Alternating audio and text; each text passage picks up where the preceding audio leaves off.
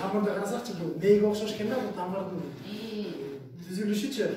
Анан бұл тамыр бұл мей болса, бұл значит қаншалық ошо мейіңе билим топтосоң, ошончолук баг өсөт да, мисалы, буга деле суу карап берсең баг өсөт да.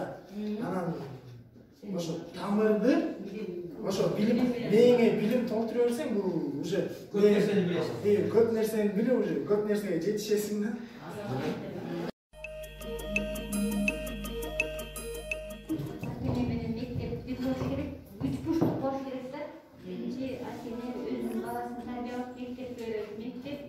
Ата-эне менен үч бурчтук болуп байланыштырыш керек да, жыйналышка чакырсак мисалы үчүн эч ким келбейт. Эң жакшы окугандардын балдары ата-энелер келет да, калгандары ата-энеси жакшы карабагандай эме болгон эмелер келбей коюшат. Башынан тарбия ошондой болот да. Эгер мектепке баштап жыйналышка келип, эжеи менен байланыштырса, ошондо бала албай өсөт. Ертеден эле келаткан нерсе да сөз түрдө бул үч нерсе да жаңы кайта айткандай ата-эне, окуучу, ата-эне, мектеп, мугалим. Бул үч бурчтук ажырашып байланыштуу болуш керек да сөз түрдө. Ошол байланыш аябагында чыңдай берсе, сөз ошол балага көмөктөшпөйт. Дайыма көмөктөшүп жүрүш керек, Менин оюмча, природа күнөөлүү эже. Анткени переходный возраст деген бар эже, бул өспүрүм учурунда болгончо. Бул переходный возрастты бул биз өзүбүз алып келбейбиз да, бул природада боло турчу неме да. Боло турат. Ал болот обязательно переходный возрастчы. Бул жакта баланын өзүнөн да зависит этет. Бул жакта өзүн оң ошо переходный возрастты өзүн оң алып кетеби же терс жакка буруп кетеби, бул жакта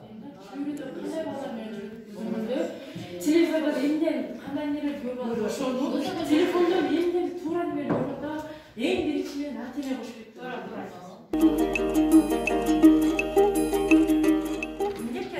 Эмне берди тапшырма?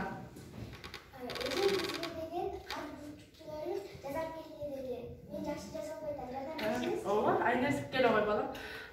Казыр интернеттен карап алып, жакшы карточка жазайбыз. Карточка жазайбызбы же айсында жазайбызбы? Карточка жазайбыз.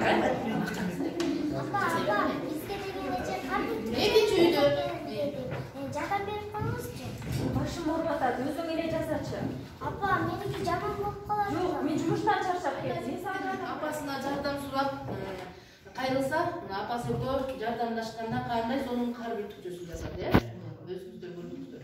Чындыгында эле мугалимге, окуучуга мугалим ата-эне канча камкор болуп, канча көзөмөл болуп жардамдашып турсам, өзгөчө бул кичинекей балдар булар көп нерсеге ата-эненин көмөгү керек болуп калат, Кандай жыйынтыгын көрдүңүздөр, жакшы. Жыйынтык болду келе кой. Акылайдыкын көрөкчү. Акылай.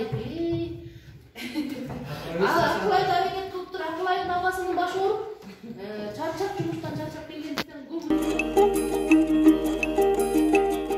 сиздин оюңуз ата-энелер комитетинин ишин жандандырыш керек. Жандандырыш керек. Ата-энелер комитетинин иштеш керек. Иштеп ата-энелер комитети ата-энелер менен иштеш керек. Биздин комитеттер өзүнчө жыйналыштар өткөрүп, ата-энелер менен дагы ушундай жыйналыштарды өткөрүп турабыз. Эмне болду?